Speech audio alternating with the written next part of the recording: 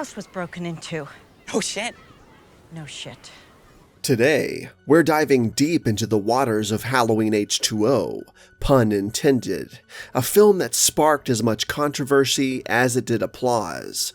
H20 isn't just another sequel, it's a pivot point in the Michael Myers mythos that reshaped the entire Halloween franchise, at least for the next few years thereafter. But my question for you is this: what if it had done things differently? How different, you ask? How about a keeping the lore of Halloween 4 through 6 kind of different? Let's explore how keeping the timeline from Halloween 4 through 6 could have changed the game when it came to Halloween H20.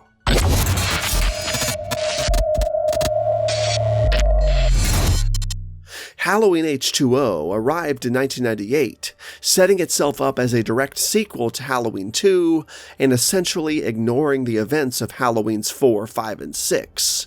This quote-unquote bold move essentially wiped the slate clean, presenting a new trajectory for Laurie Strode's story.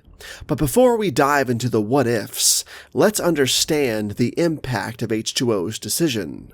By focusing solely on Laurie's trauma and her inevitable showdown with Michael 20 years after the events of Halloween 1 and 2, H20 simplified the narrative for the sake of its own central story, but also left a complex legacy of alternate timeline issues. Michael Myers is dead. The decision to bypass Halloween's 4 through 6 introduced what many fans call the skewed timeline debacle. This narrative choice not only split the series into multiple realities, but also sparked debates among fans about the true lineage of the Michael Myers filmography. H20's streamlined approach was both a blessing and a curse, offering clarity, sure, but at the expense of the rich history built up in the previous installments, and much of the fan base, including yours truly, did not appreciate 4, 5, and 6 being wiped from continuity, a decision that I still look back on with a bit of animosity, even though I do admittedly enjoy the film and can appreciate it for what it is. Now, let's finally indulge in a bit of creative speculation, the topic of this video in the first place. Imagine a version of Halloween H20 that respects the continuity of Halloween's 4, 5, and 6, instead of deleting them from canon.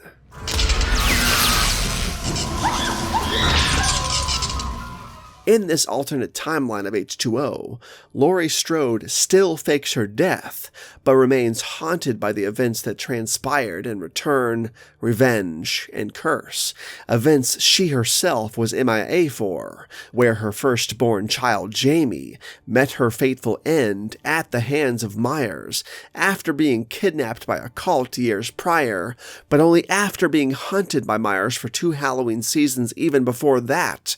Years and years of struggle and murder she would have had no idea about, at least not right away, since she both faked her death, gave Jamie up for adoption, and moved across the country. What the fuck do you think you're doing? There are some plot inconsistencies regarding this story revelation that would have to be hashed out, such as how would Laurie not have heard about Michael's rampages in 88 and 89, and if she did, why wouldn't she immediately return to Haddonfield to protect Jamie, etc., etc., etc. Plot questions like this that would have to be answered. But again, with the right writer and the right mindset, anything can be explained. Therefore, going back to H20, Laurie's confrontation with Michael Myers wouldn't just be about her survival and the survival of her second child, but about confronting the entire history of violence that followed her through the years, a history of violence that also took her firstborn, a child she should have been present for and protecting all along. How would this continuity have affected the emotional stakes of H20? In my opinion, a lot. I would argue that by keeping the original sequels intact would have undoubtedly enriched H20's narrative overall, making Laurie's eventual triumph over Michael even more cathartic.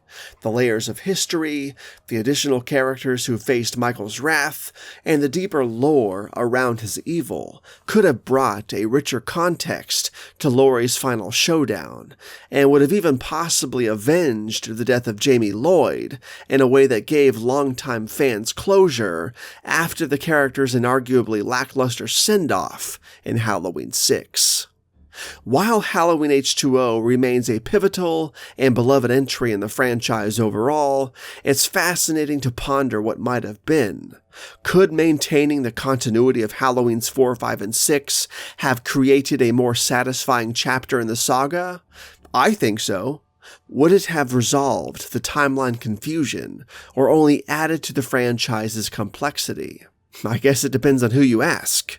But regardless of what might have been, H20 marked a significant moment in the Halloween history, shaping the narrative path that future installments would follow and ignore.